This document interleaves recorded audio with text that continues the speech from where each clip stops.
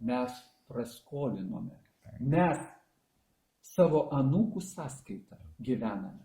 2 metų biudžetai yra jau praskolinti. Banko palūkanas privalu mokėti. Žmonių skaičius Lietuvoje mažėja. Darbingų skaičius Lietuvoje mažėja.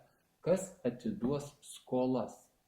Mes į skolų duobę esam įkišti ir tik tai dar sėdim su savo materialiniam gerybėm ir nematom, kokioj skylėj jau esame atsidūrę ir kokioj skylėj, kas mūsų laukia.